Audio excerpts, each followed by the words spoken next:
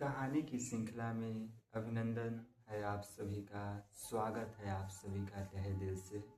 आज हम लोग कहानी की श्रृंखला में एक ऐसे महत्वपूर्ण कहानी पे बातचीत करेंगे जो कहानी आपके जीवन में सारगर्भित होने के साथ साथ उस कहानी के मर्म को समझेंगे कि वाकई हम जीवन में बहुत सी चीज़ें नगर समझते हैं, लेकिन वह चीज़ें हमारे जीवन में, हमारे समाज में, हमारे जीवन के विभिन्न आयामों में उसका महत्व वाकई रूप से रहता है। लेकिन कभी कभी होता है ना कि मनुष्य का जो स्वभाव है, स्वभाव इस कदर हावी होता है कि बहुत सी चीज़ें हम नगर ही समझ लेते हैं। कभी कभी तो आँखों से जो भी कुछ हम देखते हैं, उन आँखों से देखा हुआ चीज़ और जो वाकई रूप से जो चीज़ है उसको देख पाने में आखिर प्राय भ्रम की स्थिति उत्पन्न हो जाती है। खैर छोड़िए, इन सभी बातों पे हम लोग कभी पुनः बात करेंगे।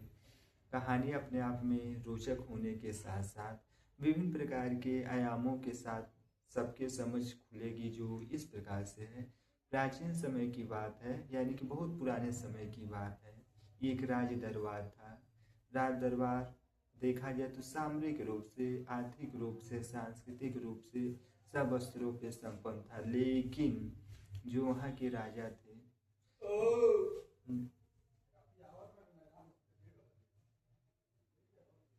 लेकिन वहाँ के जो राजा थे देखा जाए तो बौद्धिक स्तर पे संपन्न नहीं थे। सामरिक रूप से संपन्न होना अच्छी बात है, क्योंकि राज्य सामरिक रूप से संपन्न नहीं होगा तो राज्य व्यवस्थाएं कैसे चलेगी। इसके साथ साथ आर्थिक रूप से अगर राज्य संपन्न है तो लोगों का जो दरिद्रता है वह कभी होगा नहीं। लेकिन सब कुछ संपन्न होने के बाद भी विचार कीजिए कि राजा मानसिक रूप से संपन्न नहीं थे। फिर भी राज व्यवस्थाएं थीं, चल रही थी। राज व्यवस्था को चलाने के लिए मंत्री, अन्य लोग भी उपस्थित होते हैं। सब कोई के सहयोग से राज व्यवस्थाएं सुचारू रूप से चल रही थी। उसमें किसी भी प्रकार का विक्षेप नहीं उत्पन्न हो रहा था। उस राज परंपरा के तहत देखा जाए तो सबका जीवन खुशहाल और सुखमय जीवन व्यतीत था। लेकिन लेकिन एक समय बाद देखा जाए तो वहां पे एक भिक्षुक आया। भिक्षुक भिक्षा मांगने के उद्देश्य से उस राज दरबार में नहीं आया। वह अपने साथ वह राजा को कुछ उपहार देने के लिए एक फल लेके आया था। लेकिन राजा देखे, उसका पहनावा देखे, पहनावा भी बहुत विचित्र थी। तो राजा सोचे कि यह कौन सा उपहार देगा, इसका क्या महत्व है राज दरबार में। राज वैसे ही संपन्न था। राजा न विचार पे अमल किए, न भिक्षु की तरफ ध्यान केंद्रित किया। उन्होंने उस उपहार को मंत्री से कहा कि मंत्री ने राजा को सूचित किया कि राजा कोई आपके को उपहार देने आया। तो राजा ने देखा भिक्षु को और मंत्री से कहा कि ले लो और इसे कहीं फेंक दो। भिक्षु फल था, फल राजा को दिया। मंत्री उस फल को लिया और वह फेंकने ही जा रहा था, तब तक उसके मन में एक खुदबुदाहट उत्पन्न हुई। उसने सोचा कि राजा कभी भी सनक जा सकता है, स्थितियाँ कभी भी बदल सकती हैं और बोलेगा कि जो तूने फल फेंका था उसे ढूंढ के लाओ। मंत्री चालाक था, उसने फल को एक रूम में रख दिया।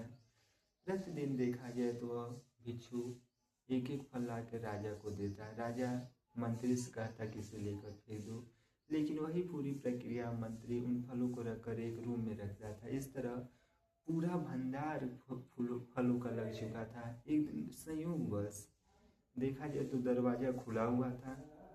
राजा, मंत्री सब कोई उधर से जा रहे थे, तब तक नजर मंत्री का उस रूम में पड़ा। तो उसने देखा कि फल चमक रहा है और यह चमक साधारण चमक नहीं थी, उसमें हीरे की चमक थी। तो मंत्री उस रूम में गया तो उसने देखा कि पूरा रूम प्रकाश से जगमगा उठा है, प्रकाशमय हो गया है, आभा मंडल उत्पन्न हो चुकी है। उसने देखा, वह राजा के पास गया। राजा भी प्रसन्न हुआ। राजा ने कहा कि वह कोई साधारण व्यक्ति तो नहीं था, साधारण कोई भिखारी नहीं था। नहीं तो मंत्री वह अगर साधारण भिखारी होता तो वह कभी इस प्रकार से दान नहीं देता। तुम जाओ, राजा ने आदेश दिया कि तुम जाओ, उस भिखारी को बुला के लाओ, उसका राजकाज में बहुत उपयोगिता सिद्ध होगी। मंत्री भला कैसे राजा के बातों को टाल सकता। उसने गया, भिखारी को खोजा, उससे लाया गया है। बहुत अनुनय करने के बाद भिखारी राज सिंहासन पे आया। उसने कहा कि महाराज, मुझ जैसे तपस्वी भिखारी को आप इस राज दरबार में रखकर अपनी क्यों शोभा धूमिल कर रहे हैं। लेकिन राजा बहुत समझाने के बाद भिखारी उस महल में रहना शुरू किया। तब देखा जाए कि उसने कहा कि मुझे एक ऐसा जगह चाहिए कि जहाँ किसी भी प्रकार से कोई बाहरी व्यक्ति नहीं जाए और राजमहल से दूर हो, क्योंकि मैं उसमें अपने आप को खुद को शांति महसूस करता हूँ। राजा उस बात को और उस प्रस्ताव को स्वीकार किया। राज दरबार नियमित रूप से चल रहा था। वह भिखारी अब साधु का रूप धारण करके राज सिंहासन के पास मंत्रियों के मंदिर में बैठना शुरू कर दिए। एक दिन देखा गया कि जो भी मंत्री थे उन्हें यह बार बार मन में विचार उत्पन्न हो रहा था कि आखिर इस भिखारी के पास है ऐसा क्या कि राजा ने इसको इतने कम समय में इतने ऊपर प्रतिष्ठा दे दी, जबकि हम कितने लंबे समय से सेवा कर रहे हैं लेकिन उसका हमें कोई लाभ न मिला। उसने उस भिखारी का पीछा किया। वह जिस महल में जाता था वह अकेले 2 या 3 घंटे जमीन पे बैठकर स्वयं पृथ्वी से और धरातल से जो भी जीवन की बुनियादी ज़रूरतें हैं उससे वह स्वयं को जोड़ने का प्रयास करता था।